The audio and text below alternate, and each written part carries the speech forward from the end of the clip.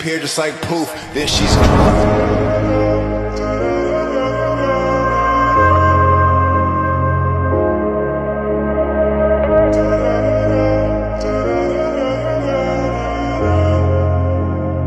Assalamualaikum warahmatullahi wabarakatuh. Hai teman-teman semuanya. Kembali lagi dengan saya Rivaldo Yusuf dengan NPM 020424111124. Sekarang saya berada di Pantai Tabanga atau biasa juga disebut dengan Pantai Macirete.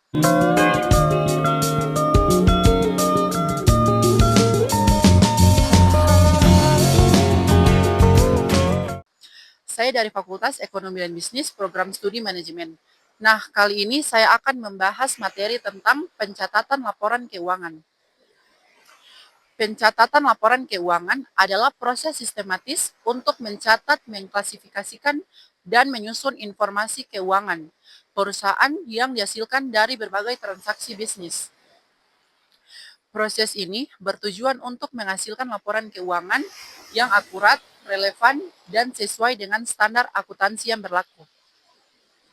Nah, tujuan pencatatan laporan keuangan. Yang pertama, menyediakan informasi keuangan, memberikan gambaran tentang kondisi keuangan perusahaan untuk pemangku kepentingan. Yang kedua, mematuhi regulasi. Mematuhi regulasi, memastikan laporan keuangan sesuai dengan prinsip akuntansi yang berlaku umum atau biasa juga disebut dengan GGAP atau Standar Akuntansi Internasional atau IFRS. Yang ketiga, pengambilan keputusan. Pengambilan keputusan membantu manajemen dalam membuat keputusan bisnis berdasarkan data yang valid. Yang ketiga, pertanggungjawaban. Mempertanggungjawabkan penggunaan sumber daya kepada investor, kreditur, atau pihak eksternal lainnya. Nah, selanjutnya tahapan pencatatan laporan keuangan yang di dalamnya ada yang pertama pencatatan transaksi atau biasa juga disebut dengan journal entry. Nah, semua transaksi bisnis dicatat dalam jurnal umum atau jurnal khusus sesuai urutan waktu. Yang di dalamnya ada setiap transaksi harus berdasarkan pada bukti transaksi seperti faktur, kwitansi, dan nota. Pencatatan dilakukan dengan prinsip double entry, accounting di mana setiap transaksi dicatat di sisi debit dan kredit secara seimbang. Yang kedua, posting ke buku besar atau biasa juga disebut dengan ledger, yang di dalamnya setelah dicatat di jurnal, transaksi dipindahkan atau diposting ke buku besar, yang di dalamnya buku besar berisi akun-akun yang mengelompokkan transaksi berdasarkan jenisnya, seperti kas, piutang, persediaan, utang, dan modal. Yang ketiga, penyusunan neraca saldo atau biasa juga disebut dengan trial balance, yang di dalamnya neraca saldo disusun untuk memastikan total debit sama dengan total kredit, yang di dalamnya jika terjadi ketidakseimbangan perlu dilakukan penelusuran kesalahan pencatatan.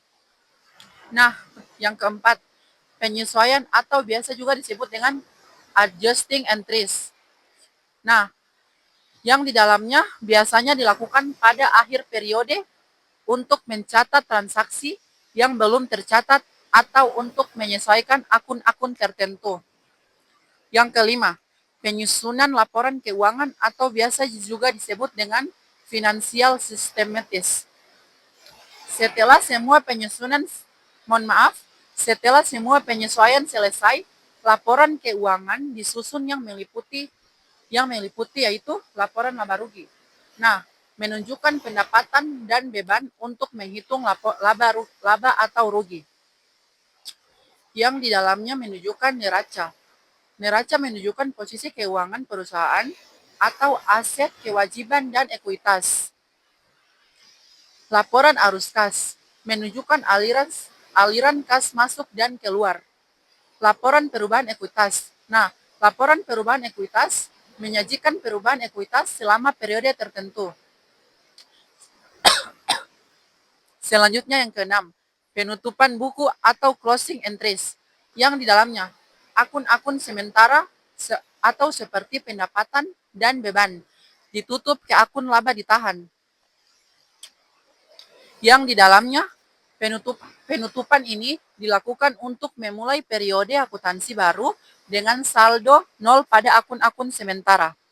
Nah, selanjutnya di sini saya akan membahas prinsip dasar pencatatan laporan keuangan, yang di dalamnya akuntansi berbasis akrual.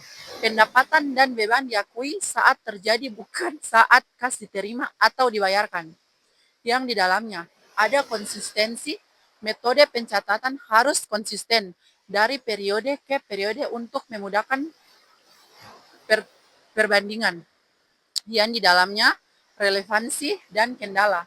Informasi yang disajikan harus relevan bagi pengguna dan dapat diandalkan. Materialitas. Materialitas hanya informasi yang signifan dan mengaruhi pengambilan keputusan yang harus dicatat. Yang di dalamnya prinsip kehati-hatian. Pengakuan pendapatan tidak boleh dilebih-lebihkan dan kewajiban tidak boleh diremehkan. Pentingnya pencatatan yang baik. Yang pertama, transparansi, yang dimana memberikan kejelasan kepada pemangku kepentingan tentang kondisi keuangan perusahaan. Yang kedua, akurasi pajak. Akurasi pajak memastikan perhitungan pajak perusahaan sesuai dengan peraturan yang berlaku. Yang ketiga, pengandalian internal, yang di dalamnya memudahkan audit dan mendeteksi kesalahan atau kecurangan. Nah, dari sekian banyak yang saya bahas tadi, di sini saya akan menyampaikan kesimpulannya. Yaitu kesimpulannya, pencatatan laporan keuangan adalah proses penting dalam sistem akuntansi yang mencakup pencatatan, pengklasifikasikan, dan pelaporan informasi keuangan perusahaan berdasarkan transaksi yang terjadi. Proses ini memastikan laporan keuangan yang dihasilkan akurat, relevan, dan sesuai dengan standar akuntansi yang berlaku. Nah, mungkin itu saja yang bisa saya bahas. Sekian dari saya. Terima kasih. Wassalamualaikum warahmatullahi wabarakatuh. Bye-bye.